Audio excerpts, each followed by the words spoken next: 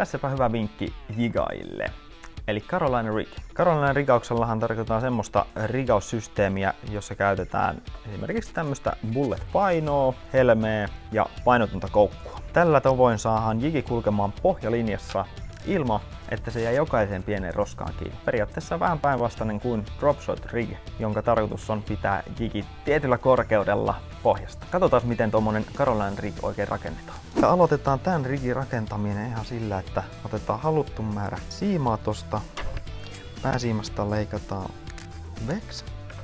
Eli sen verran kuinka kaukana painosta halutaan jigi uiva. Sitten tuohon noin pääsiimaan lähdetään pujottamaan tämmönen luotipaino. Noin. Sitten siihen painon perään laitetaan helmi. Sekin sinne. Ja nyt meillä on noin tuolla noin aiheuttamassa ääntä.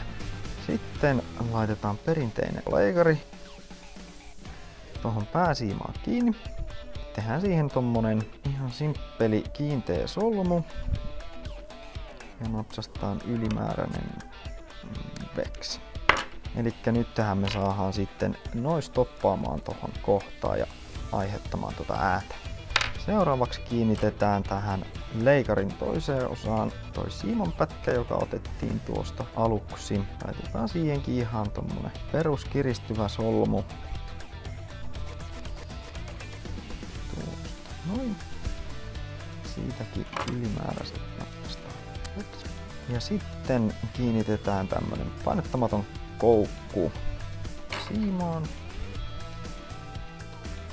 Senkin voi laittaa ihan kiristyvällä solmullaan. Noin.